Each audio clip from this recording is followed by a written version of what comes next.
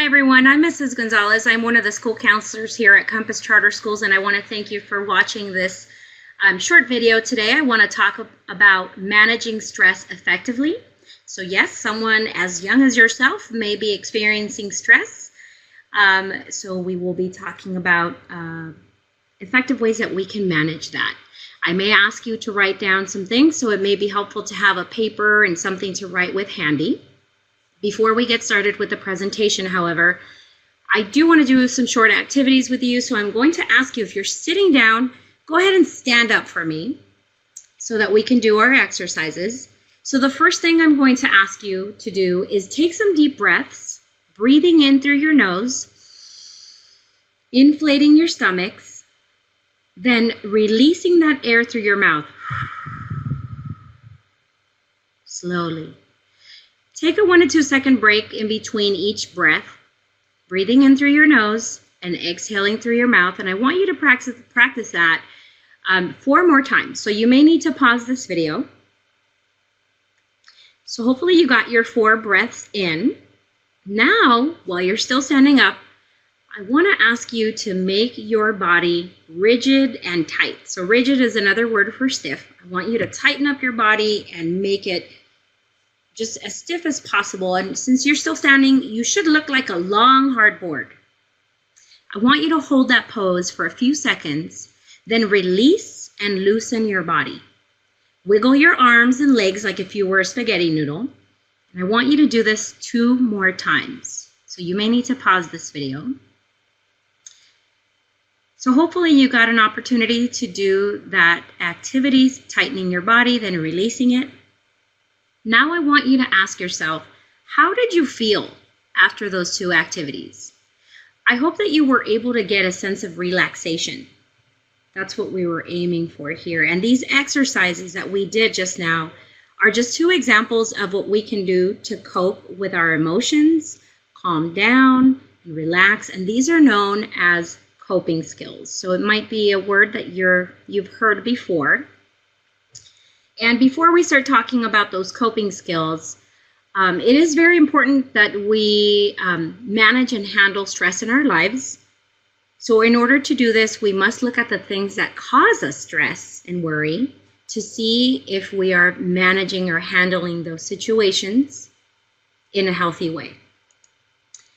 So let's look at what, simply put definition is of stress and worry. So stress is what you feel when you are worried or uncomfortable about something, and this worry in your mind can make your body feel pretty bad. You may feel angry, frustrated, scared, or afraid, and all of these different things can actually give you like a stomach ache or a headache. So hopefully by the end of this short presentation today, you're going to be able to create a list of skills and strategies that can help all of us cope with the things that cause stress in our lives. So the next thing that I want you to do is I want you to think of something that causes you to worry or may cause stress in your life. And you can write them down somewhere if it's easier for you to manage your thoughts, or you can just think about them. Totally up to you. So hopefully you got a few things on there. I do want to provide some examples of other scholars that have reported, what are some of the things that cause stress in their life. And obviously these lists don't cover everything, but these are just commonly reported stressors or things that stress us out. So these would be things like tests, quizzes, classwork and projects, maybe a fight with a friend, or parents having problems, wondering if our friends like us. Moving to a new school can also cause some stress, or maybe a sick friend or family member. Sometimes new family members coming to our family can also cause us stress. And then lastly, doing well in extracurricular activities for those scholars that participate in like sports and different things like maybe with their local church and that kind of thing. So just wanting to do well.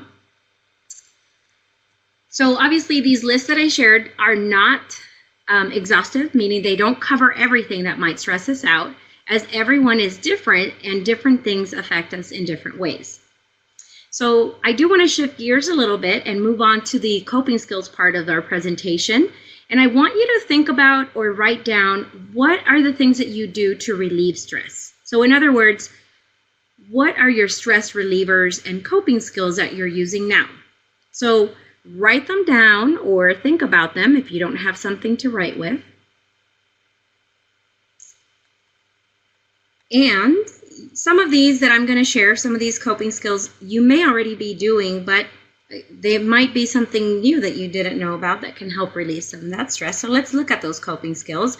Examples of coping skills would be playing or hanging out outside, exercising, stretching, reading a book, doodling, drawing, or starting an art project, which I think is one of my favorites, and it really helps me relieve stress. Talking to someone about how you feel is also a coping skill.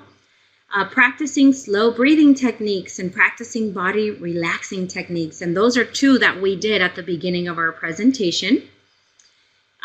Also playing music and dancing, that's one of my favorites. And then one of my other favorites, more examples of coping skills, singing, that's one of my other favorites. And then there's also thinking about the things that make you happy. For some people, this works, thinking about those things that make them happy. Spending time with a pet, taking a nap, taking a bath or shower, counting backwards from 10 slowly. So 10, 9, 8. Journaling or writing down your feelings. And then lastly, closing your eyes and visualizing a safe, calm place.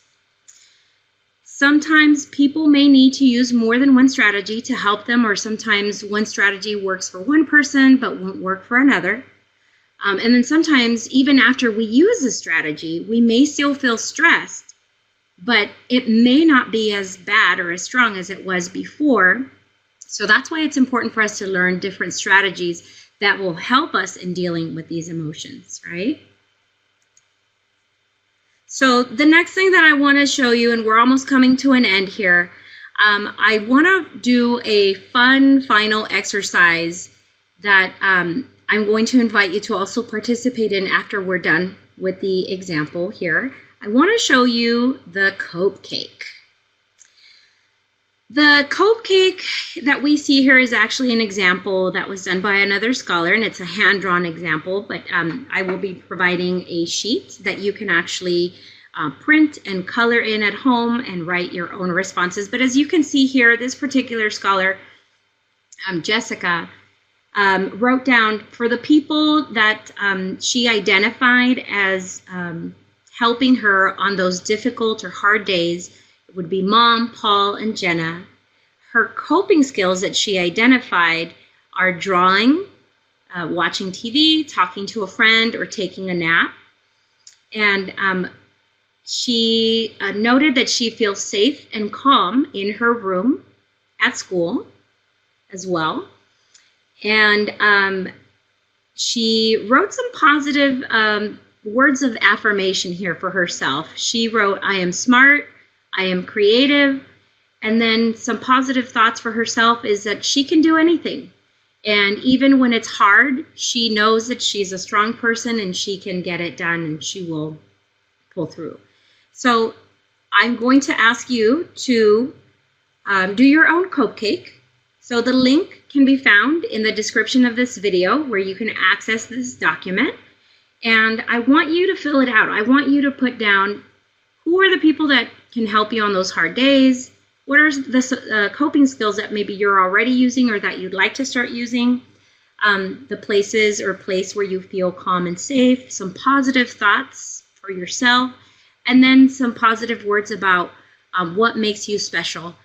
So as you can see, this is all listed here. So it's not anything else that you have to write in. It's just mostly filling in the blanks. And then once you're done, you are more than welcome to color in the sprinkles of the Cupcake and the Cupcake cup here.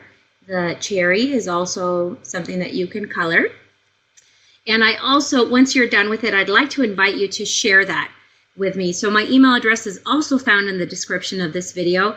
Share that with me and let me know and let me see your awesome artwork As I mentioned, for me, drawing, doodling, coloring is very relaxing. So this is definitely something that I enjoy doing. And I hope that you also will enjoy doing this activity. So thank you so much for being with us today. And if you have any questions, also feel free to email me at the email address listed at the description of the video. Have a wonderful day. Bye-bye.